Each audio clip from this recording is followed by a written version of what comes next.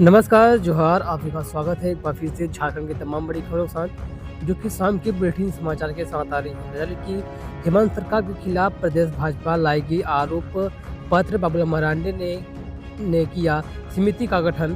प्रदेश भाजपा की ओर से हेमंत सरकार के खिलाफ आरोप पत्र लाएगी। हेमंत सरकार के 4 वर्ष 28 दिसंबर को पूरे होंगे। इस दृष्टि से इस वर्ष भी पार्टी जनता की अदालत में हेमंत सरकार के 4 वर्षों की नाकामियों, लूट, झूठ, भ्रष्टाचार को सटीक आंकड़ों के साथ लेकर आएगी।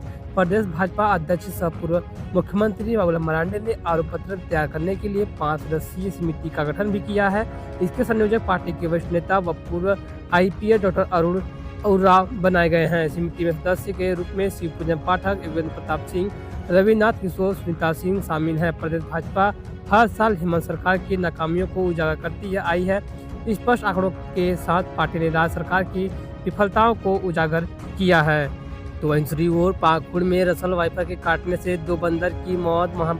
महेश्वर +2 उच्च विद्यालय परिसर में बुधवार को जहरीले सांप के काटने से 2 बंदर लंगूर की मौत हो गई है। जानकारी के अनुसार विद्यालय परिसर में लगे विशालकाय अशोक के पेड़ के बीचों बीच जहरीला रसल वाइपर सांप चढ़ गया। वहीं बुधवार दोपहर करीब 2 बंदर उस पेड़ की टहनी पर बैठा हुआ था। उसी दौरान रसल वाइपर सांप ने एक के बाद एक बंदर को डस लिया, जिससे 2 घंटे में 2 बंदर की मौके पर ही मौत हो गई। वहीं विद्यालय के शिक्षकों ने वन विभाग को इसकी सूचना दी। सूचना मिलते ही वन विभाग के कर्मी असराफुल से घटनास्थल पर पहुंचकर रेस्क्यू करने में जुट गए। केंद्र से बकाया पैसे की मांग की तो सरकार पलटने की हो रही है कोशिश। हेमंत सोरेन। जी हाँ, जिले के नाला के तंदी मैदान में बुधवार को आपकी योजना आपकी सरकार आपके द्वारा कार्यक्रम में मुख्यमंत्री हेमंत सोरेन पहुंचे थे, जहां लोगों के बीच 634 करोड़ 30 लाख 34 हजार रुपए की योजना का शिलान्यास उद्घाटन किए। वह लाभुकों के बीच परिसंपत्ति बांटे। इस अवसर पर मुख्यमंत्री ने कहा कि हमने केंद्र सरकार से राज्य का बकाया 1,36,000 करोड़ रुपए की मांग की तो हमारी सरकार को पलटने का प्रयास किया गया। यदि केंद्र सरकार के बकाया पैसा को दे देती तो राज्य के पिछड़ापन को उसी दिन मिटा देता। पेंशन कार्डधारियों को 1,000 पेंशन की जगह 2,500 रुपये पेंशन मिलती। रसोई गैस 500 रुपये में देता। ग्राम प्रधान लगातार अपनी मानदेय को बढ़ाने का मांग कर रहे हैं, इनका भी मानदेय बढ़ जाता। मतलब कि गाँव तक पहुँचकर लोगों की समस्याओं का हो रहा है समाधान। सीएम ने कहा कि पूर्व की सरकार शहर तक सीमित थी, लेकिन हमारी सरकार गांव तक पहुंचने का काम किया। गांव के लोगों की समस्या को जाना और पिछले 3 साल से सरकार आपके द्वारा तक आ रही है। 20 वर्ष तक विपक्ष ने राज्य को इस तरह शोषण किया कि झारखंड बीमारू राज्य बन गया। झारखंड सबसे पिछड़ा राज्य है, यहाँ ज़्यादा गरीब लोग हैं। सरकार ने निर्णय लिया है कि अब ऐसे घर जिनके यहाँ 2 से ज़्यादा बेटी हैं तो उन्हें भी सावित्रीबाई फुले योजना का लाभ मिलेगा। तो वह चले के झारखंड के सहायक अध्यापक 19 जनवरी को करेंगे विधानसभा का घेराव। जी हाँ, प्रखंड कार्यालय परिषद में बुधवार को झारखंड राज्य सहायक अध्यापक संघर्ष मोर्चा की बैठक हुई। इसकी अध्यक्षता उमेश मिश्रा ने की। उमेश मिश्रा ने कहा कि 28 व 29 दिसंबर को मोहराबादी मैदान में 62,000 सहायक अध्यापकों का जमावड़ा होगा। साथ ही मुख्यमंत्री आवास को घेरने का कार्यक्रम तय है और 19 जनवरी को विधानसभा का घेराव किया जाएगा। 62,000 सहायक अध्यापकों को बिहार के तर्ज पर वेतनमान मिलना चाहिए, जिसका वादा हेमंत सरकार ने किया था। बैठक में मनमोद, पंडित एकलाल सिंह, सावित्री देवी, कुमारी बीड़ा सिंह, आशिम चक्रवर्ती, सुदर्शन पंडित, दिनेश मिश्रा, सरकुर राय, संदीप खान, बेनी माधव, साथ में यूसुफ अंसारी, खलील अंसारी और मुख्तार अंसारी आदि सहायक अध्यापक शामिल थे। तो वह चले कि ये शीतकालीन सत्र कल से शुरू होने जा रहा है। झारखंड विधानसभा की सुरक्षा व्यवस्था होगी सख्त। अनधिकृत प्रवेश पर रोक लगा दिया गया है। लोकसभा में 2 युवकों के दर्शक दीर्घा में कूदने की घटना और सुरक्षा में चूक पर झारखंड की विधानसभा के अध्यक्ष रविंद्रनाथ महतो ने चिंता जताई है। श्री महतो ने कहा कि यह बड़ी घटना है। संसद भवन में इस तरह की घटना को होना आश्चर्यचकित करने वाला है। संसद को कड़ी सुरक्षा निगरानी में रखा जाता है। देश की बड़ी सुरक्षा एजेंसी की जिम्मे है, लेकिन 2 युवकों के दर्शक दीर्घा में घुसने और गैस का छिड़काव करना संवेदनशील मामला है। उन्होंने कहा कि झारखंड विधानसभा की सुरक्षा सख्त की जाएगी। इसको लेकर अधिकारियों को दिशा निर्देश दिए जाएंगे। उन्होंने कहा कि अनधिकृत प्रवेश वर्जित होगा। विधानसभा सचिवालय को भी इससे संबंधित निर्देश दिए जाएंगे। स्पीकर ने कहा कि हम सारी पहलुओं को देखेंगे। इधर मंगलवार को स्पीकर श्री महतो राज्य के उच्च अधिकारियों के साथ बैठक करेंगे। बैठक में राज्य के मुख्य सचिव, डीजीपी सहित आला अधिकारी मौजूद रहेंगे। इसमें संसद की घटना को देखते हुए झारखंड के संदर्भ में भी चर्चा होगी।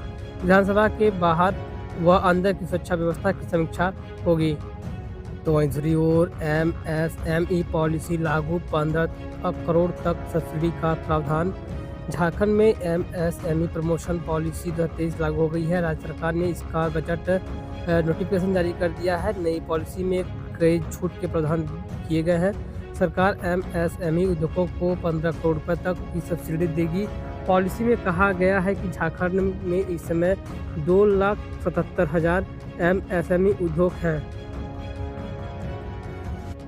तो दूसरी ओर 3 राज्यों में भाजपा की जीत और मिशन 2024 पर बोले हेमंत सोरेन, जरूरी नहीं कि सही फाइनल जीतने वाला फाइनल भी जीते। मुख्यमंत्री हेमंत सोरेन ने 3 राज्यों में भारतीय जनता पार्टी की जीत और आने वाले लोकसभा चुनाव के संबंध में कहा कि यह जरूरी नहीं है कि जिन्होंने सही फाइनल में जीत दर्ज किया हो वे फाइनल को भी जीत ले।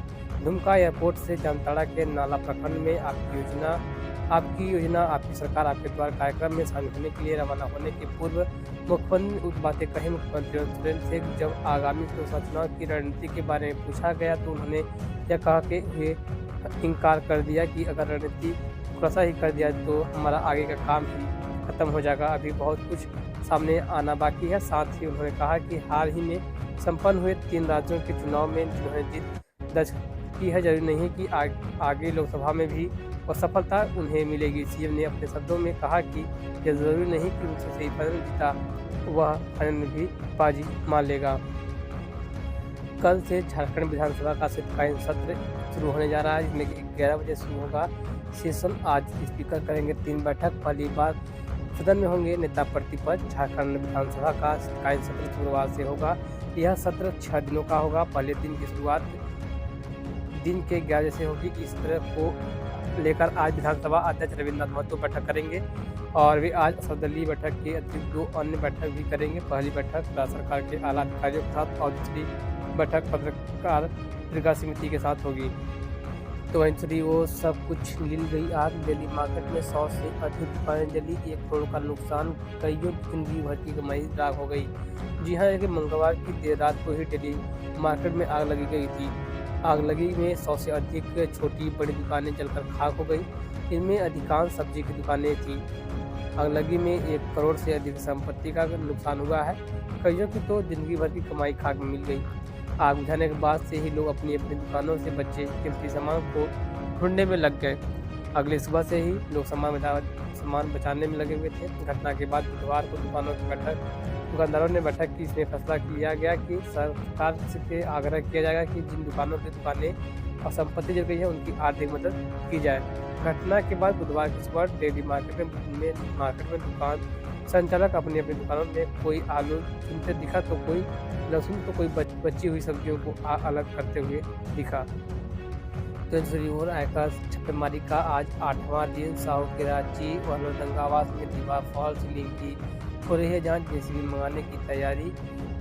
सांसद साहू से जुड़े ठिकानों पर आयकर विभाग की छापेमारी 8वें दिन भी जारी रही। बुधवार को आयकर टीम ने उनके रांची रेडी रोड स्थित आवास और लोहरदंगा के पैतृक आवास पर दिन भर छानबीन की। टीम ने जमीन के नीचे से लेकर दीवार और फॉल्स सीलिंग को भी खंगाला। आयकर टीम सूचना थी कि रांची आवास में जमीन के नीचे जोरात होते हैं, जिसकी जांच के लिए आयकर टीम ने जियो सर्विलांस मशीन मंगाई थी। बुधवार को रांची के आवास परिसर खोलने की जाँच की गई। हालांकि अभी तक आयकर की ओर से जानकारी नहीं दी गई है कि रांची स्थित आवास से क्या मिला। दिन भर चर्चा चलती रही कि जमीन खोदने के लिए आयकर की टीम जेसीबी मशीन भी मंगा सकती है। बता दें कि साहू के उड़ीसा के ठिकानों से 354 करोड़ कैश मिले थे। तो दूसरी ओर छात्रों ने किया विरोध प्रदर्शन। परीक्षा रद्द करने के बाद नाराज है छात्र। आक्रोश रैली।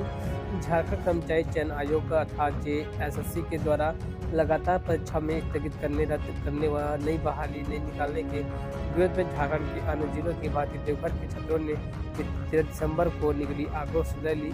इस रैली में शामिल होकर आयोग व सरकार के खिलाफ अपने विरुद्ध प्रदर्शन दर्ज कराने के लिए देवघर जिले की विभिन्न जगहों से सैकड़ों की संख्या में विद्यार्थी देवघर पहुंचे थे। देवघर के अम्बेडकर चौक से विद्यार्थियों बैनर, पोस्टर और तख्ते लेकर पैदल मार्च करते हुए वीआईपी चौक होते हुए टावर चौक पहुंचे। टावर चौक पर पहुंचकर कैंडल जलाकर जेएसएससी के खिलाफ नारेबाजी करते हुए सरकार से आग्रह किया कि जल्द से जल्द आयोग कार्यशैली में सुधार लाकर पारदर्शिता पूर्वक सभी खाली पदों के विज्ञापन जारी किया जाए और जारी विज्ञापन का परीक्षा समय पर पारदर्शिता पूर्वक ली जाए। तो फिलहाल खबरों बस इतना ही। आज की तमाम बड़ी खबर जो कि शाम के बुलेटिन समाचार के साथ आ रही थी, तो हम खबर पसंद करो को शेयर कीजिएगा, लाइक कीजिएगा, चैनल पहली बार आए हैं सब्सक्राइब जरूर कीजिएगा। तब तक के लिए जय हिंद, वंदे मातरम।